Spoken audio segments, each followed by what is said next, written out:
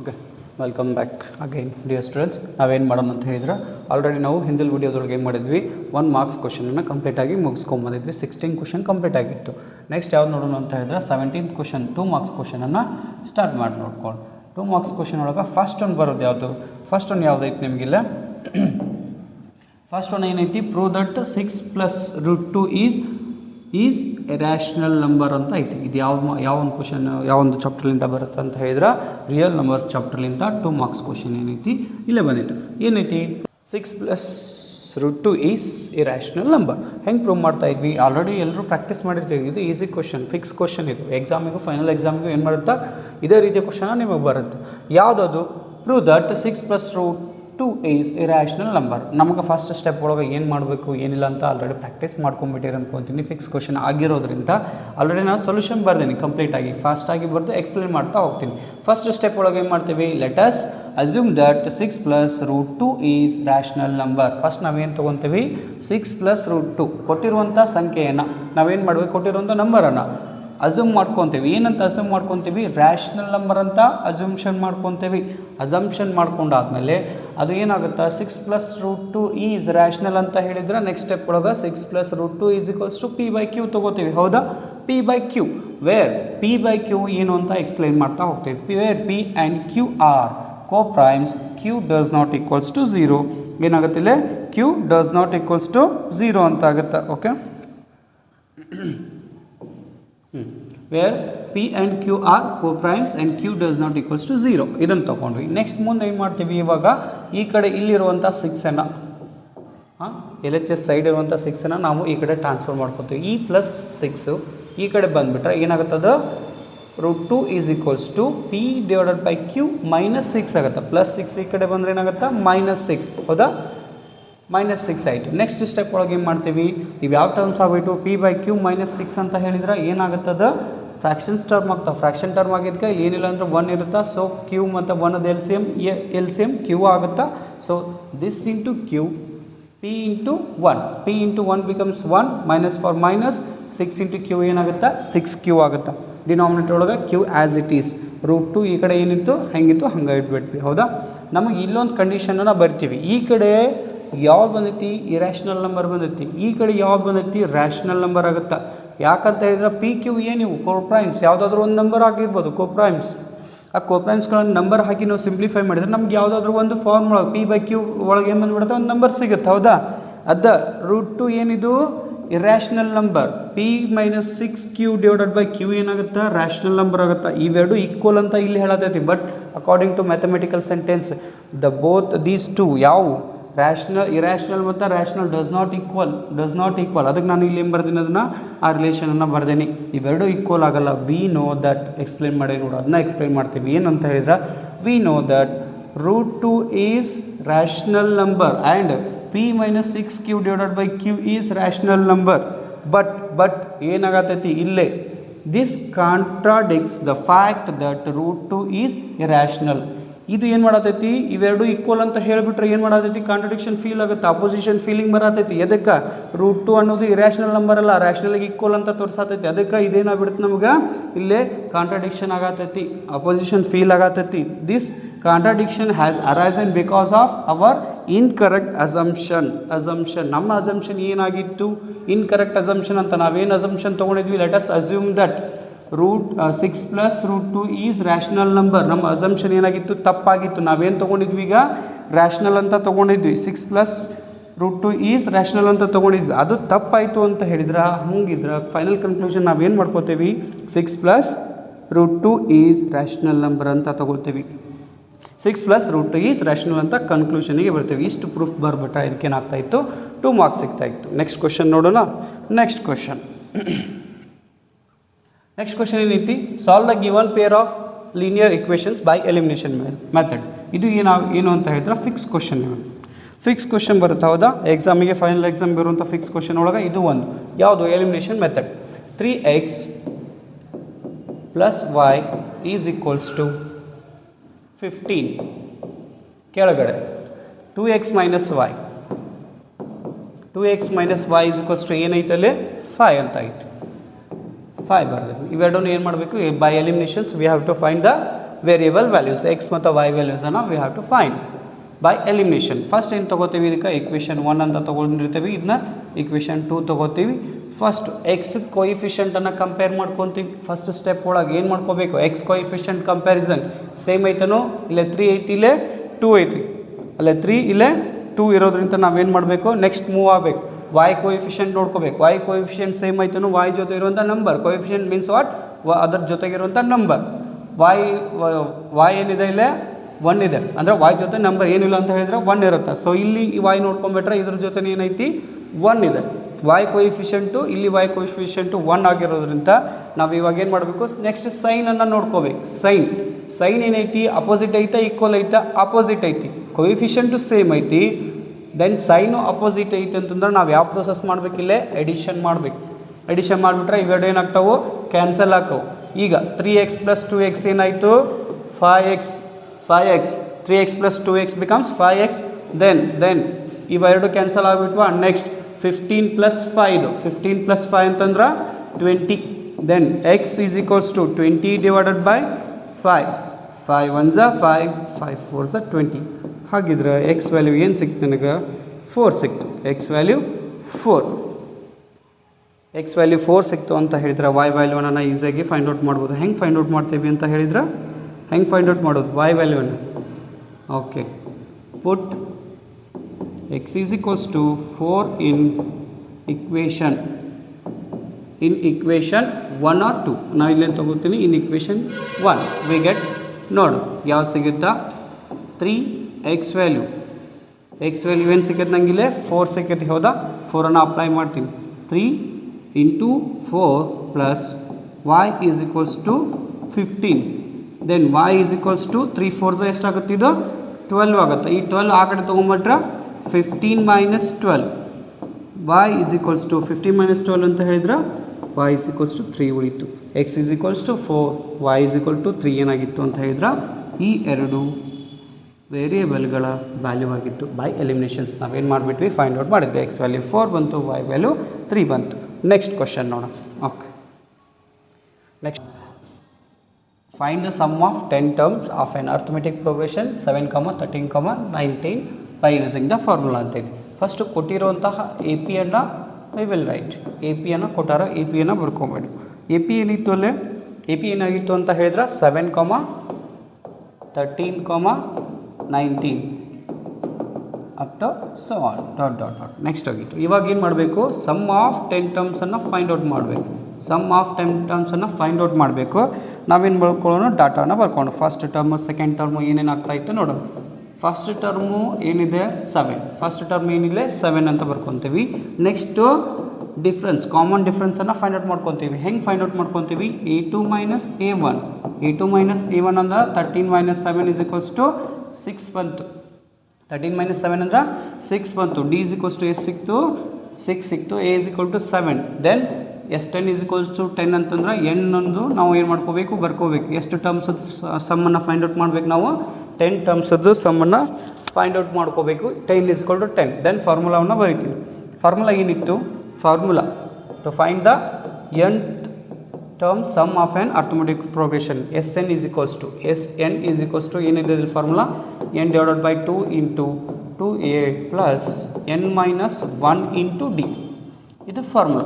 ಈ ಫಾರ್ಮುಲಾ ನಾವೇನು ಮಾಡೋಣ, ಬಂದಿರುವಂಥ ವ್ಯಾಲ್ಯೂಸ್, ಕೊಟ್ಟಿರುವಂಥ ಗಿವನ್ ಡಾಟಾ ಇಂಥ ತೊಗೊಂಡಿರುವಂಥ ವ್ಯಾಲ್ಯೂಸನ್ನು ನಾವೇನು ಮಾಡೋಣ, ಈಗ ಅಪ್ಲೈ ಮಾಡೋಣ. ಎನ್ ಅಂತ ಅಂದ್ರೆ ಹೇಳಿದ್ರೆ ಏನು, 10 / 2 × 2a. ಎ ಅಂದರೆ ಏನಿದೆ 7 ಪ್ಲಸ್ n - 1 10 - 1 × d ಅಂದರೆ ಏನಿದೆ 6. ಓಕೆ, ಸಿಂಪ್ಲಿಫೈ ಮಾಡೋದು. ಸಿಂಪ್ಲಿಫೈ ಮಾಡಿದ್ರೆ ಏನು ಸಿಗುತ್ತೆ ನೋಡೋಣ. 2 1s 2 5s 5 ಸಿಕ್ತು, ಓಕೆನಾ. 5 2 7s 14 2 7s 14 plus n - 1 10 - 1 10 - 1 means 9 9 6 ಏನಾಗುತ್ತೆ 56 9 6 ಏನಾಗುತ್ತಾ, ಸಾರಿ 9 6 54. Okay right, 9 6 54. ನೆಕ್ಸ್ಟ್ 5 × 14 + 54 ಅಂತ ಹೇಳಿದ್ರೆ 58 68. 5 × 68 ಆಯಿತು. 5 × 68 ಮಾಡಿದ್ರೆ 5 8s 5 8 ज़ा 40, 5 8 ज़ा 40, 5 6 ज़ा 30, 30 plus 4 340. ಫೈನಲ್ ಆನ್ಸರ್ ಎಷ್ಟು ಬಂತು ನಮಗೆ? Sum of n terms equals to 340 ಆಗ್ತಾ ಇತ್ತು. S10 is equals to we get 340. 340 is the right answer. ಯಾವುದಕ್ಕೆ ಅಂತ ಹೇಳಿದ್ರ 19th one ನಮ್ಗೆ ಆನ್ಸರ್ ಏನು ಸಿಗ್ತಾ ಇತ್ತು? 340. 340 is the final answer. Next ನೋಡು ಏನಾಗ್ತಾ ಇತ್ತು? 19th one ಕಂಪ್ಲೀಟ್ ಆಯಿತು. ಅದಕ್ಕೆ 6 ಕ್ವಶನ್ ಉಂಟು. Fine the term of which arithmetic progression is progression 2, 7, 12 is 47 using the formula ಅಂತ ಹೇಳತ್ತಾರೆ. ಆ ಫಾರ್ಮುಲಾವನ್ನು ಯೂಸ್ ಮಾಡಿ 47 ಕೊಟ್ಟಿರುವಂತಹ ಎ ಪಿ ಒಳಗೆ ಎಷ್ಟನೇ ಟರ್ಮ್ ಬರುತ್ತೆ ಅನ್ನೋದ್ರ ಫೈಂಡ್ ಔಟ್ ಮಾಡಬೇಕು. Means n is equal to question mark.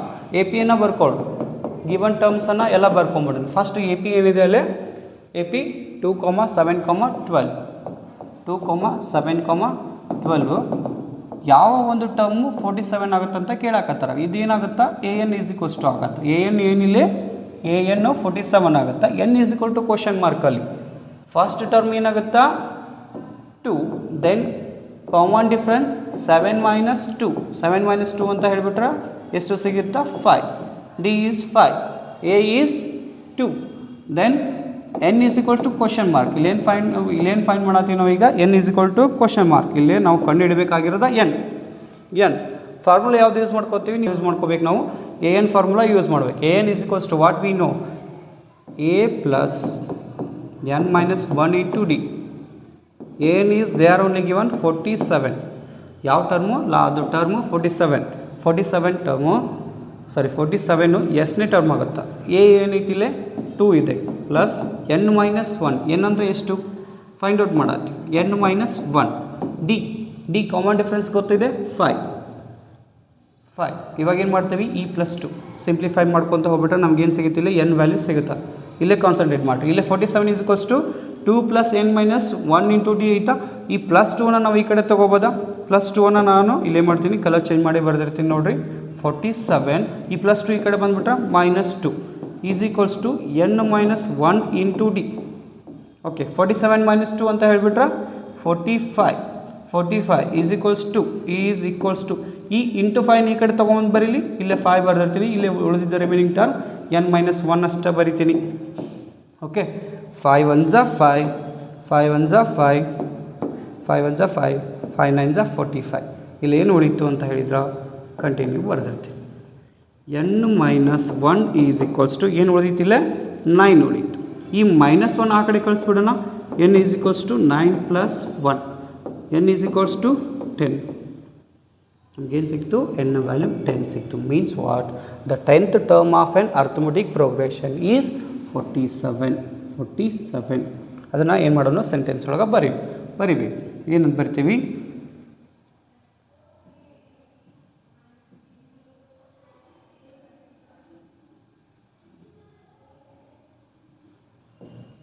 in given AP 10th term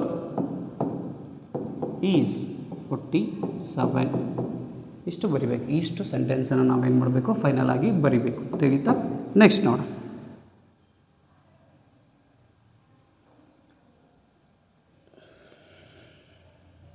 next ಯಾವುದು question? Okay, find sum of. ಇಲ್ಲಿದೆ ನೋಡಿ, ಈ ಕ್ವಶನನ್ನು ನೋಡ್ಕೊಂಡು 20th ಕ್ವಶನ್ ನೋಡಿರಿ. ಸ್ವಲ್ಪ ಟ್ರಿಕ್ಕಿ ಐತಿದು. ಯಾರು ಕರೆಕ್ಟಾಗಿ ಕಾನ್ಸೆಪ್ಟ್ ಅಂಡರ್ಸ್ಟ್ಯಾಂಡ್ ಮಾಡ್ಕೋತೀರಿ ಅವ್ರಿಗೆ ತಿಳಿತೈತಿ.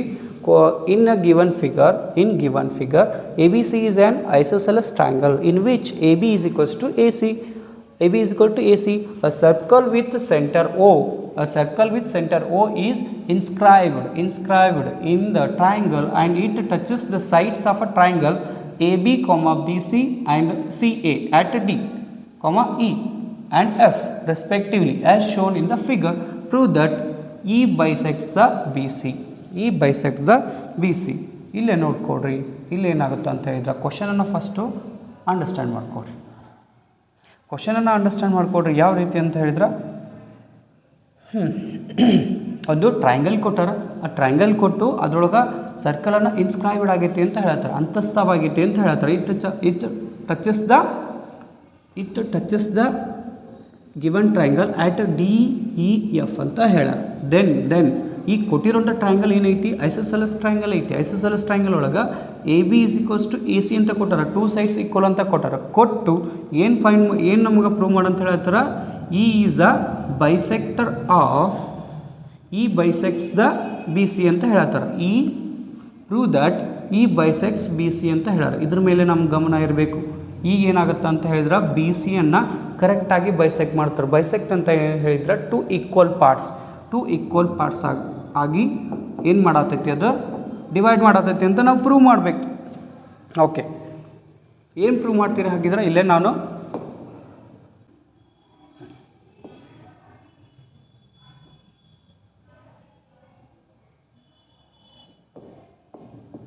A B C D E F ಹಾಂ, ಇಷ್ಟು ಕೊಟ್ಟಿದ್ರು ಅವರು, ಇಷ್ಟು ಕೊಟ್ಟಾರ. ಇದ್ರೊಳಗೆ ನಾವೇನು ಮಾಡಬೇಕೀಗ, ಫಸ್ಟು ಪ್ರೂವ್ ಮಾಡ್ತಾ ಹೋಗೋದು. ಕೊಟ್ಟಿರುವಂಥದ್ದು ಏನೇನು ಕೊಟ್ಟಾರ, ಡಾಟಾ ಬರ್ಕೋರಿ. ಡಾಟಾ ಏನೇನು ಕೊಟ್ಟಿದ್ರು, A B is equals to A C. Prove that ಏನು ಕೊಟ್ಟಾರ, ಏನು ಪ್ರೂವ್ ಮಾಡೋಕೆ ಕೊಟ್ಟಾರ, ಇ ಈಸ್ bisects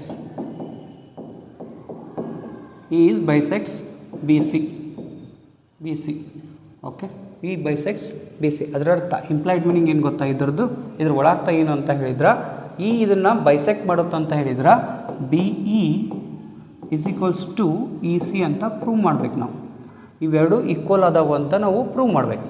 ಇವೆರಡು ಸೈಡು ಲೆಂತ್ ಈಕ್ವಲ್ ಅದಾವ ಅಂತ ಪ್ರೂವ್ ಮಾಡ್ಬೇಕು. ಹೆಂಗೆ ಪ್ರೂವ್ ಮಾಡಬೇಕು ನೋಡ್ಕೊಡ್ರಿ, by using the triangle, by using the tangent property from 10.2 ಥೆರಮ್ನಿಂದ ನಾವು ಅದನ್ನೇನು ಮಾಡ್ಕೋಬೋದು, ಈಸಿಯಾಗಿ ಪ್ರೂವ್ ಮಾಡ್ಬೋದಿತ್ತು. ಸರ್ಕಲ್ಸ್ ಮೇಲಿನ ಪ್ರಾಬ್ಲಮ್ ಇದು, ಸರ್ಕಲ್ ರಿಲೇಟೆಡ್ ತಿಳಿತಾ. ಹೆಂಗೆ ಮಾಡ್ಕೋತೀವಿ ನೋಡ್ಕೊ, ಕೊಟ್ಟಿರುವಂಥ ಡಯಾಗ್ರಾಮ್ ನೋಡ್ಕೊಡಿ. They are only given from proof. ಇಲ್ಲಿ ಮಾಡೋಣ ಪ್ರೂಫ್ ಬರ್ಬೋದು. ಹೆಂಗೆ ಮಾಡತ್ತೀವಿ ನೋಡ್ಕೊಡ್ರಿ. A B is equals to A C, they are only given. A B is equal to A C, they are only given from data. ಹೌದಾ, data ಅಂತ ಏನು ಬರ್ಕೊಂಡೆ, A B is equal to A C ಬರ್ದೀನಿ. ಈಗ A B ಲೈನನ್ನು ನೋಡ್ಕೊಡಿ, ಕರೆಕ್ಟಾಗಿ A B ನೋಡ್ಕೊಡಿ. ಎ ಬಿನ ನಾನು ಏನಂತ ಸ್ಪ್ಲಿಟ್ ಮಾಡಿ ಬರಿಬೋದು, ಎ ಡಿ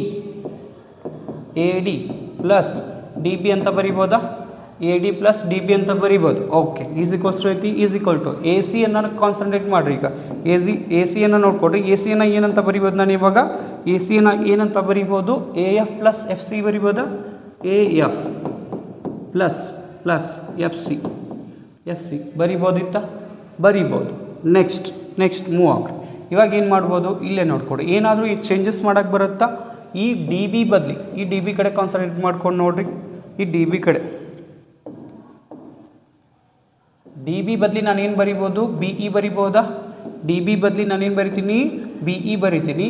ಎಫ್ ಸಿ ಬದಲಿ ಏನು ಬರಿತೀನಿ, ನಾನೀಗ ಇ ಸಿ ಬರಿತೀನಿ. ಈ ಡಿ ಬಿ ಬದಲಿ ಇದು ಎ ಡಿಯನ್ನು ಆ್ಯಸ್ ಇಟ್ ಈಸ್ ಇಡ್ತೀನಿ. A D as it is. D B ಬದಲಿ ನಾನು ಏನು ಎಕ್ಸ್ಚೇಂಜ್ ಮಾಡ್ತೀನಿ, ಇವಾಗ ಬಿ ಇಯನ್ನು ಬರಿತೀನಿ. ಯಾಕೆ ಬರದೆ, because of 10.2 theorem. The lengths of a tangent strong from external point to circles are equal. ಇದು ಎಕ್ಸ್ಟರ್ನಲ್ ಪಾಯಿಂಟ್ ಆಗುತ್ತಾ, ಈ ಎರಡು ಲೈನ್ಸ್ಗಳು ಟ್ಯಾಂಜೆಂಟ್ಸ್ಗಳಾಗ್ತಾವೆ. ಒಂದೇ ಸರ್ಕಲ್ಗೆ ಡ್ರಾ ಮಾಡಿರೋದ್ರಿಂದ ಅವುಗಳ ಲೆಂತ್ ಏನಾಗಿರುತ್ತಾ, ಈಕ್ವಲ್ ಆಗಿರುತ್ತಾ. Then B D is equals to B E ಆಗಿರುತ್ತೆ. ಅದಕ್ಕೆ ನಾನು ಏನು ಮಾಡ್ಕೋತೀನಿ, ಡಿ ಬಿ ಬದಲಿ ನಾನು ಇಲ್ಲೇ ಮಾಡ್ಕೋತೀನಿ, ಬಿ ಇಯನ್ನು ಎಕ್ಸ್ಚೇಂಜ್ ಮಾಡಿದೆ. Is equals to A F ಅನ್ನು ಆ್ಯಸ್ ಇಟ್ ಈಸ್ ಇಡ್ತೀವಿ. ಎ ಎಫ್ ಅನ್ನು ಆ್ಯಸ್ ಇಟ್ ಈಸ್ ಇಟ್ಟು ಎಫ್ ಸಿಯನ್ನು ಏನು ಚೇಂಜ್ ಮಾಡ್ತೀನಿ, ನಾನೀಗ ಇ ಸಿ ಅಂತ ಚೇಂಜ್ ಮಾಡಿಬಿಟ್ಟೆ. ಇ ಸಿ ಅಂತ ಚೇಂಜ್ ಮಾಡಿದ್ದೆ. ನೆಕ್ಸ್ಟ್ ಏನು ಮಾಡಬೇಕು ಅಂತ ಹೇಳಿದರೆ ಇಲ್ಲೇ ಕಾನ್ಸಂಟ್ರೇಟ್ ಮಾಡಿರಿ. ಇವಾಗ ಎ ಡಿ ಮತ್ತು ಎಫ್ ಸಿಯನ್ನು ನೋಡಿರಿ. ಎ ಡಿ ಎಫ್ ಸಿ ಏನಾಗ್ಬಿಡ್ತಾವು, these two are the tangents from a external point to the same circle. ಅವುಗಳ ಎರಡರದ್ದು ಲೆಂತ್ ಏನಾಗಿರುತ್ತೆ, ಸೇಮ್ ಆಗಿರುತ್ತೆ. ಸೇಮ್ ಲೆಂತ್ ಇತ್ತು ಅಂತ ಹೇಳಿದ್ರೆ, ವ್ಯಾಲ್ಯೂ ಸೇಮ್ ಇತ್ತು ಅಂತ ಹೇಳಿದ್ರೆ, L H S R H S ಕಡೆ ಇದ್ದು ದ ಸೇಮ್ ಸೈನ್ ಇತ್ತು ಅಂತ ಹೇಳಿದ್ರೆ ಇವೆರಡು ಏನಾಗ್ತಾವೆ, ಆಟೋಮೆಟಿಕಲಿ ಕ್ಯಾನ್ಸಲ್ ಆಗ್ತಾವೆ. ಸೇಮ್ ಲೆಂತ್ ಅದಾವ ಅಂತ ಹೇಳಿದ್ರೆ ಇವೆರಡನ್ನು ನಾವೇನು ಮಾಡ್ಕೋತೀವಿ, ಕ್ಯಾನ್ಸಲ್ ಮಾಡ್ಕೊತೀವಿ. ಅವಾಗ B E is equals to ಏನು ಉಳಿತು, ಇ ಸಿ ಉಳಿತು ಅಂತ proof. B E is equals to E C, B E is equal to E C ಬಂತ. ಹಿಂಗೆ ಇದನ್ನು ಪ್ರೂವ್ ಮಾಡಬೇಕಿತ್ತು. ಪ್ರೂವ್ ಮಾಡಿದ ಮೇಲೆ ನಾವೇನು ಬರೀಬೇಕು, ಹೆನ್ಸ್ ಪ್ರೂವ್ಡ್ ಬರೋದು. ಒಂದು ಸ್ಟೇಟ್ಮೆಂಟನ್ನು ಬರೀರಿ. ಇದು ಏನು ಅರ್ಥವನ್ನು ಕೊಡುತ್ತಾ ಅಂತ ಹೇಳಿದ್ರೆ ಇ ಬೈಸೆಕ್ಟ್ಸ್ ಬಿ ಸಿ. ಏನದು ಅರ್ಥವನ್ನು ಕೊಡುತ್ತಾ?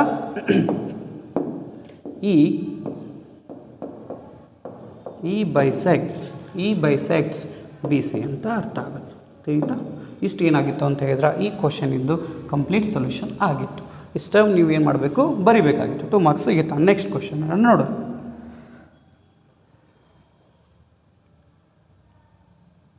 Find the roots of a quadratic equation.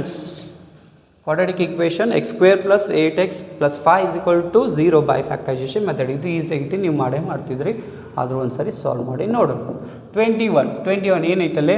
X square plus 8x plus 15 is equals to 0.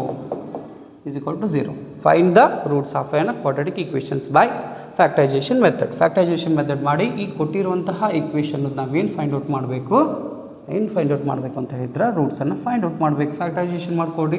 ಇಲ್ಲಿರುವಂಥ ಎಕ್ಸ್ ಜೊತೆ ಇರುವಂಥ ಕೋಯಿಫಿಷಿಯಂಟು ಲಾಸ್ಟ್ ಇರುವಂಥ ಕಾನ್ಸ್ಟೆಂಟನ್ನು ಮಲ್ಟಿಪ್ಲೈ ಮಾಡಬೇಕು.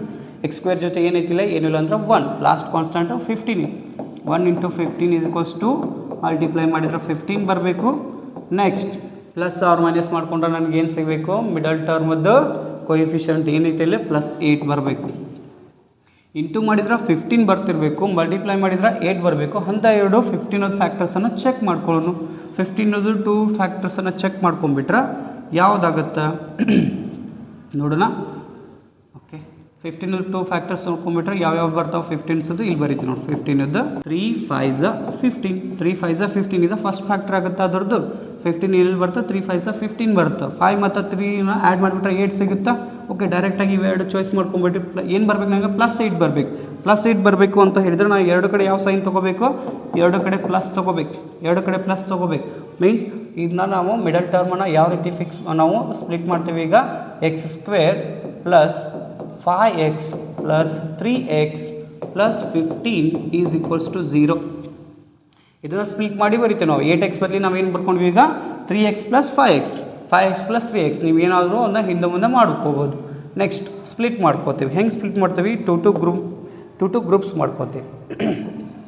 ಗ್ರೂಪ್ಸ್ ಮಾಡ್ಕೊಂಡು ಇದರೊಳಗೆ common X square plus 5x ಒಳಗೆ ಏನು ಕಾಮನ್ ಸಿಗುತ್ತಾ? ಎಕ್ಸ್ ಕಾಮನ್ ಸಿಗುತ್ತಾ? ಎಕ್ಸ್ ಪ್ಲಸ್ 5 ಪ್ಲಸ್ 3 ಕಾಮನ್ ತೆಗಿಬೋದಾ? ಇಲ್ಲೇ 3 ಕಾಮನ್ ತೆಗಿಬೋದು. 3x ಪ್ಲಸ್ 15 ಐತಿ. 3 ಮತ್ತು 15ಅಲ್ಲಿ 3 ಕಾಮನ್ ತೆಗಿಬೋದು. 3x ಒಳಗೆ 3 ಕಾಮನ್ ಬಂದುಬಿಟ್ರೆ ಎಕ್ಸ್ ಉಳಿತು, ಪ್ಲಸ್ 15 ಒಳಗೆ 3 ಕಾಮನ್ ತೆಗೆದುಬಿಟ್ರೆ 3 5 15 is equals to 0. Next step ಒಳಗೆ x plus 5 is equals to 0. Next ಇಲ್ಲೆರಡು ಕಾಮನ್ ಇರೋದು ಫಸ್ಟ್ ತೆಗಿತೀನಿ. ನೆಕ್ಸ್ಟ್ ಉಳಿದಿದ್ದೇನು? X plus 3 is equals to 0. X plus 3 is equal to 0 ಉಳಿತೈತಿ. ಎಕ್ಸ್ ಈಸ್ ಈಕ್ವಲ್ ಟು ಏನು ಬರುತ್ತಾ? +5 ಇದು ಆ ಕಡೆ ಹೋದ್ರೆ -5 1 ಆಯಿತು. Next X is equals to -3. ಇವೆರಡು ಏನಾಗ್ತಾವೆ ಅಂತ ಹೇಳಿದ್ರೆ ಕೊಟ್ಟಿರುವಂತಹ ಕ್ವಾಡ್ರಾಟಿಕ್ ಈಕ್ವೇಷನ್ದು ರೂಟ್ಸ್ ಆಗ್ತಾ ಇತ್ತು. ಒಂದು ಆಲ್ಫಾ ಆಗುತ್ತಾ, ಒಂದು ಬೀಟಾ ಆಗುತ್ತಾ. Alpha is equals to -5, beta is equals to -3. ತಿಳಿತಾ? ನೆಕ್ಸ್ಟ್ ಇದಕ್ಕೆ ಆರ್ ಕ್ವಶನ್ ಐತಿ. Find the discriminant of a quadratic equation. Find the discriminant of a quadratic equation and write the nature of roots. ಕೊಟ್ಟಿರುವಂತಹ quadratic equation ಅದು ನಾವೇನು find out ಮಾಡಬೇಕು? ಇಲ್ಲಿ ಡಿಸ್ಕ್ರಿಮಿನೆಂಟನ್ನು ಫೈಂಡ್ ಔಟ್ ಮಾಡಬೇಕು, ನೇಚರ್ ಆಫ್ ರೂಟ್ಸ್ ಬಗ್ಗೆ ಬರೀಬೇಕು. ಇದು 2 ಮಾರ್ಕ್ಸಿನ ಫಿಕ್ಸ್ ಕ್ವಶನ್ ಆಗಿತ್ತು. ಇದು ಫೈನಲಿ ಬರುತ್ತೆ. ಏನೈತೆ ಅದು? 2x square minus 6x plus 3 is equals to 0. ಇಲ್ಲೇ ಡಿಸ್ಕ್ರಿಮಿನೆಂಟನ್ನು ಫೈಂಡ್ ಔಟ್ ಮಾಡಬೇಕು ನಾವು. We know the discriminant formula delta is equals to b² minus 4ac ಅನ್ನೋದು ಫಾರ್ಮುಲಾ ಆಗಿತ್ತು. ಓಕೆ, ಎ ವ್ಯಾಲ್ಯೂ ಏನಾಗುತ್ತೆ? ಇಲ್ಲೇ ಎ ವ್ಯಾಲ್ಯೂ ಅಂತ ಹೇಳಿದರೆ ಎಕ್ಸ್ ಸ್ಕ್ವೇರ್ ಜೊತೆ ಇರುವುದು a ಈಸ್ ಈಕ್ವಲ್ಸ್ ಟು 2 ಆಯಿತು, b ಈಸ್ ಈಕ್ವಲ್ಸ್ ಟು -6 ಆಯಿತು. ಇದು B value. Next C value ಏನಾಗುತ್ತಾ? C is equal to 3. ಅವ್ನು ಏನು ಮಾಡಬೇಕು? ಇಲ್ಲೇ ಅಪ್ಲೈ ಮಾಡಿ ಬರೀಬೇಕು. ಯಾವ ರೀತಿ ಅಪ್ಲೈ ಆಗುತ್ತವು ನೋಡೋಣ. Delta is equal to b² minus 4ac already formula ಬರ್ದೀನಿ. ಈ ವ್ಯಾಲ್ಯೂಸ್ಗಳನ್ನು ಅಪ್ಲೈ ಮಾಡೋಣ. b² ಅಂದರೆ ಏನಿದೆ? ಇಲ್ಲ b² -6 ಇದೆ. b ಅಂದರೆ -6 ಇದೆ, ಅದನ್ನು ಸ್ಕ್ವೇರ್ ಮಾಡಿ ಬರೀಬೇಕು. -4 ಆ್ಯಸ್ ಇಟ್ ಈಸ್. ಎ ಅಂದರೆ ಯಾವ ವ್ಯಾಲ್ಯೂ ಐತಲ್ಲೇ? 2 ಐತೆ, 2 ಬರೀ. ನೆಕ್ಸ್ಟ್ ಸಿ ಅಂದರೆ ಏನೈತಲ್ಲೇ? 3 ಇತ್ತು, 3ಅನ್ನು ಮಲ್ಟಿಪ್ಲೈ ಮಾಡಿ ಬರೀಬೇಕು. Delta is equal to -6 whole square. 6 × 6 36 minus into minus plus ಆಗಿಬಿಡುತ್ತೆ. Plus 36 minus 4 2s 8 8 3s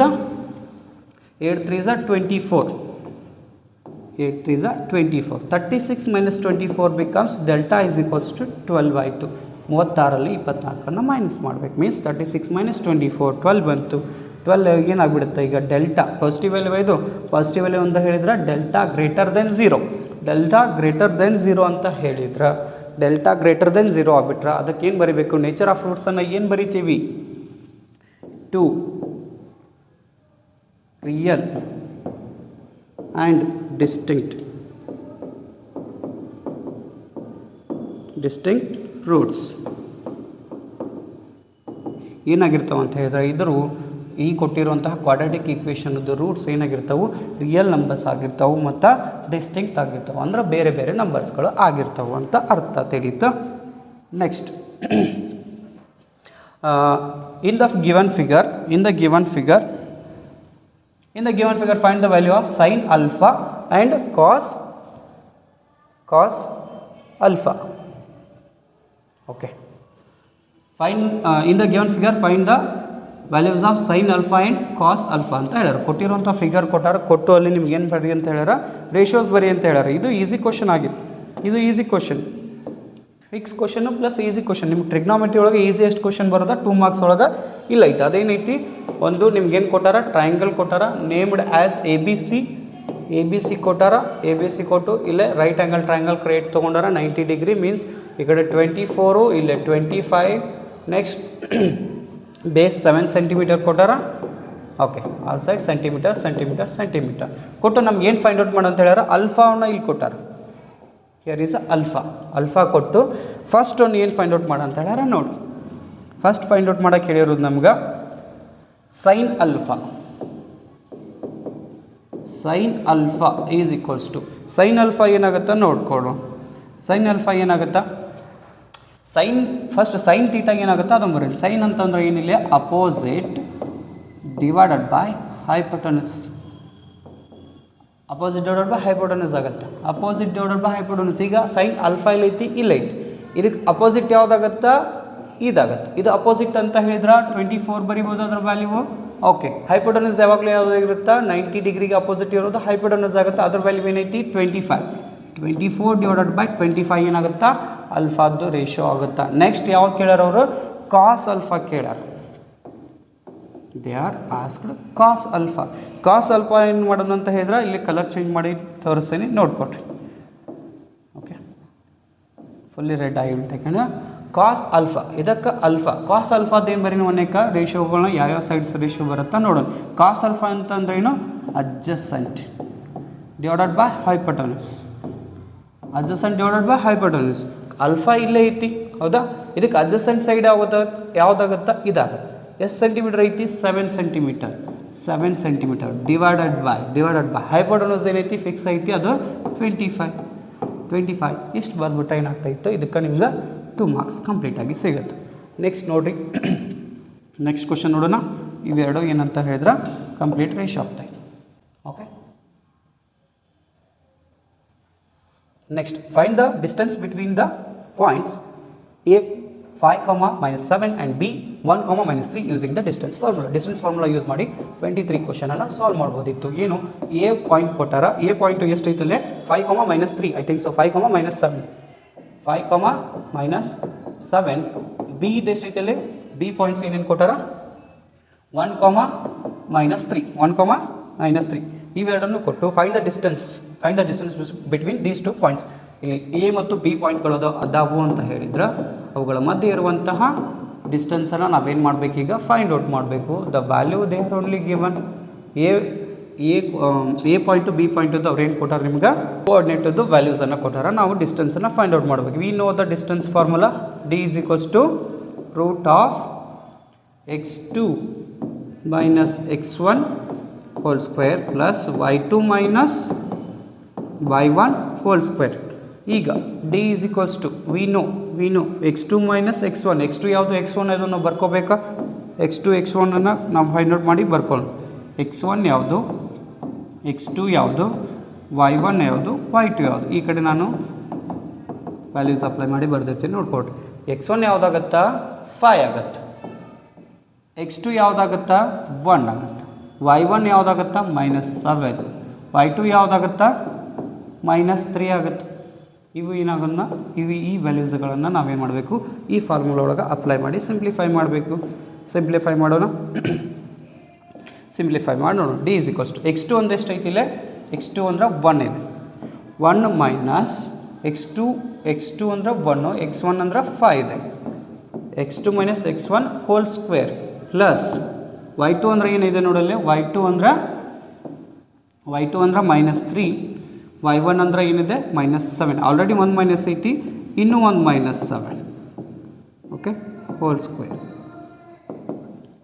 1 minus 5 whole square ಅಂತ ಹೇಳಿದ್ರೆ 1 ಮೈನಸ್ 5 ಅಂತ ಹೇಳಿದ್ರೆ -4 whole square plus -3 minus of minus ಏನಾಗ್ಬಿಡುತ್ತೆ ಇಲ್ಲಿಗೆದು -3 minus of minus +7 whole square ಆಗುತ್ತೆ, +7 ಹೋಲ್ ಸ್ಕ್ವೇರ್ ಆಗುತ್ತೆ. Root of 4 -4 whole square 16 plus 3 + 7 ಏನಾಗುತ್ತಾ +4 ಆಗುತ್ತಾ, +4 ಹೋಲ್ ಸ್ಕ್ವೇರ್ ಏನಾಗುತ್ತಾ ಅದು 16 ಆಗುತ್ತೆ.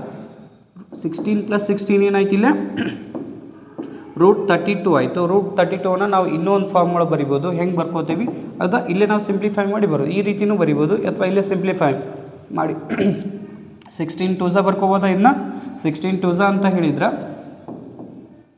16 2 ಬರೆದು 16 ನಾವೇನು ತೆಗಿಬೇಕು ರೂಟನ್ನು ಔಟ್ಸೈಡ್ ತೆಗಿಬೇಕು. 16 ಅಂತ ಹೇಳಿದ್ರೆ 4 ಹೊರ ಬರುತ್ತೆ ರೂಟ್ಲಿಂತ, 4√2 ಯೂನಿಟ್ಸ್ ಆಗುತ್ತೆ. ಇದ್ರ ಫೈನಲ್ ಆನ್ಸರ್ ಎಷ್ಟು 4√2 ಯೂನಿಟ್ಸ್ ಆಗುತ್ತೆ. ಈ ಒಂದು ಕೊಟ್ಟಿರುವಂತಹ A ಆ್ಯಂಡ್ B ಪಾಯಿಂಟ್ಸ್ ಇದ್ದು ಡಿಸ್ಟೆನ್ಸ್ ಏನಾಗ್ತಾ ಇತ್ತು ಅಂತ ಹೇಳಿದ್ರೆ 4√2 ಯೂನಿಟ್ಸ್ ಅಂತ ಬರಿಬೇಕು.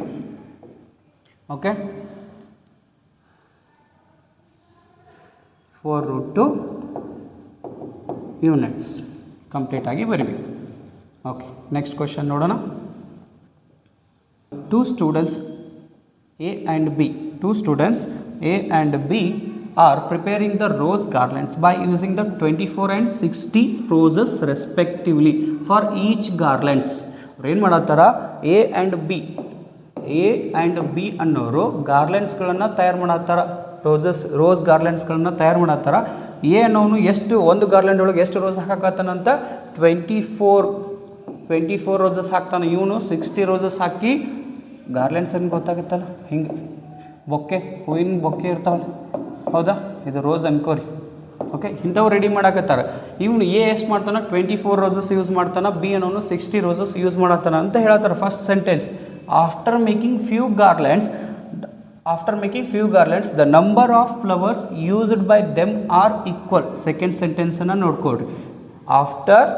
After making few garlands the number of flowers used by them are equal. ಒಂದಿಷ್ಟು ಅವೇನು ಮಾಡ್ತಾನೆ ಗಾರ್ಲೆಂಡ್ಸ್ಗಳನ್ನು ರೆಡಿ ಮಾಡ್ತಾನೆ. ರೆಡಿ ಮಾಡಿದ ಮೇಲೆ ಇವರಿಬ್ಬರು ಯೂಸ್ ಮಾಡಿರುವಂತಹ ರೋಸಸ್ಗಳ number of roses will be equal ಆಗುತ್ತಂತ. ಈಕ್ವಲ್ ಆದ್ರೆ find the least number of roses equally used by them to make a garlands ಅಂತ ಇದೆ. ಫಸ್ಟ್ ಏನು ಕೇಳಾರಲ್ಲ ನೋಡ್ರಿ, find the least number of roses equally used by them to make a garlands. Least ನಂಬರ್ನ ನಾವು ನೋಡ್ಕೋಬೇಕು. Least common ಅಂತ ಬಂದಾಗ ನಮ್ದು ಏನಾಗುತ್ತಲ್ಲೇ LCM ಅನ್ನು ಫೈಂಡ್ ಔಟ್ ಮಾಡಬೇಕು. ಎಷ್ಟು ಅವರು 20 60 ಇವೆರಡರದ್ದು ಏನು ಮಾಡ್ಕೋಬೇಕು. ಈಗ ನಾವು ಫಸ್ಟು LCM ಅನ್ನು ಫೈಂಡ್ ಔಟ್ ಮಾಡ್ಕೋಬೇಕು. ಎಷ್ಟು ಗಾರ್ಲೆಂಡ್ಸ್ಗಳನ್ನು ಅವರು ಪ್ರಿಪೇರ್ ಮಾಡಿಂದ ಅವರು ನಂಬರ್ ಆಫ್ ರೋಸಸ್ ಈಕ್ವಲ್ ಆಗುತ್ತೆ. ಲೀಸ್ಟ್ ನಂಬರ್ ಅಂತ ಹೇಳಿದ್ರೆ LCM ಅನ್ನು ಫೈಂಡ್ ಔಟ್ ಮಾಡ್ಕೊತೀವಿ. 20 ಅಂತ ಹೇಳಿದ್ರೆ ಇದ್ರದ್ದು ಫಸ್ಟ್ ಪ್ರೈಮ್ ಫ್ಯಾಕ್ಟರೈಸೇಷನ್ ಅನ್ನು ನೋಡ್ಕೊಂಡು 24 ಎಷ್ಟಿದು 24. ಓಕೆ ರಬ್ಬ ಮಾಡಿಬಿಡೋಣ.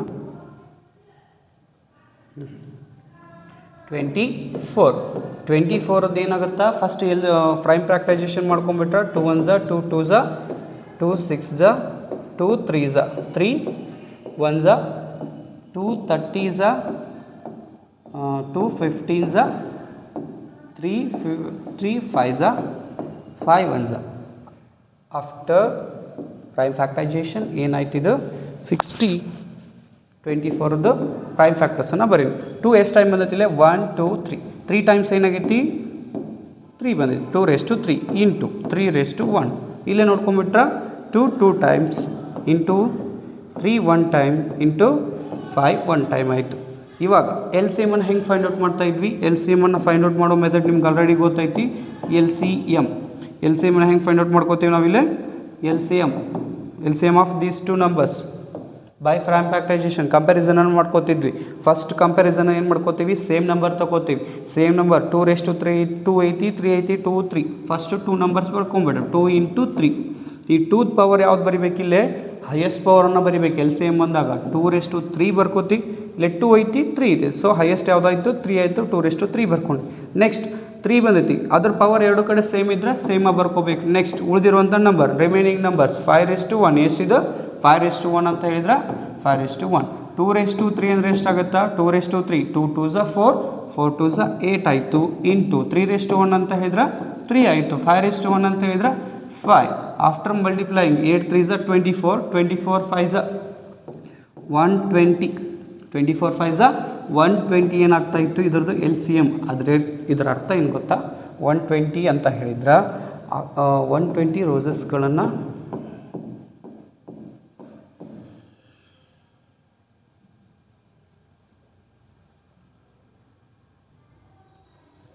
ಓಕೆ, ಈ 120 ಏನು ಬಂದಿತ್ತಲ್ಲ ಇದು, ಈ 120 ಏನು ಅಂತ ಹೇಳಿದ್ರೆ the least common number between A and B.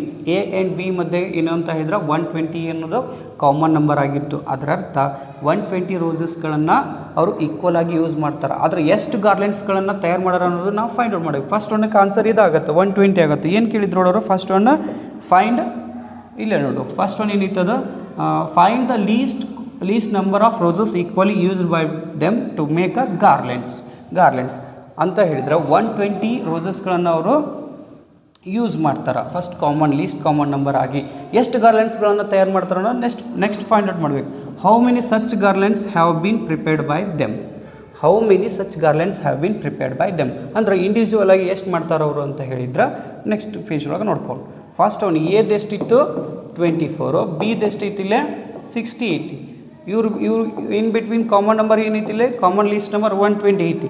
ಹಂಗಿದ್ರೆ ಎ ಎಷ್ಟು ಗಾರ್ಲೆಂಡ್ಸ್ಗಳನ್ನು ಪ್ರಿಪೇರ್ ಮಾಡ್ತಾನೆ 120 ರೋಸಸ್ಲಿಂತ ಅಂತ ಕೇಳ್ದಂಗೆ 60 ಯೂಸ್ ಮಾಡಿ 60 ರೋಸಸ್ಗಳನ್ನು ಯೂಸ್ ಮಾಡಿಕೊಂಡು ಬಿ ಎಷ್ಟು ಗಾರ್ಲೆಂಡ್ಸ್ಗಳನ್ನು ಪ್ರಿಪೇರ್ ಮಾಡ್ತಾನೆ ಅಂತ ಹೇಳ್ದಂಗೆ. ಫಾರ್ ಎ ಎಷ್ಟು ಮಾಡ್ತಾನೆ 120 / 24 ಆಗುತ್ತೆ. ಇವನು 24 ರೋಸಸ್ಗಳನ್ನು ಯೂಸ್ ಮಾಡಿಕೊಂಡು 24 1s 24, 24 5s 120 ಆಗ್ತಿತ್ತು. ಎ ಏನು ಮಾಡ್ತಾನೆ ಅಂತ ಹೇಳಿದ್ರೆ ಎ 5 ಗಾರ್ಲೆಂಡ್ಸ್ಗಳನ್ನು ಪ್ರಿಪೇರ್ ಮಾಡ್ತಾನೆ. ಬಿ ಎಷ್ಟು ಗಾರ್ಲೆಂಡ್ಸ್ಗಳನ್ನು ಪ್ರಿಪೇರ್ ಮಾಡ್ತಾನೆ ಅಂತ ಹೇಳಿದ್ರೆ 120 / 60. ಸಾರಿ, 120 / 60 ಅಂದರೆ ಏನಾಗ್ತದೆ, 0 0 get cancel, 6 1s 6 2s. B total ಆಗಿ 2 ಗಾರ್ಲೆಂಡ್ಗಳನ್ನು ಪ್ರಿಪೇರ್ ಮಾಡ್ತಾನೆ. ಕೇಳಿರೋಂಥ ಕ್ವಶನ್ ಏನೈತಿ ನೋಡಿ, ಇಲ್ಲಿ ಟ್ವಿಸ್ಟ್ ಐತಿ. How many such garlands have been prepared by them. Total ಆಗಿ ಎಷ್ಟು ಮಾಡ್ತಾರೆ, ಎ ಆ್ಯಂಡ್ ಬಿ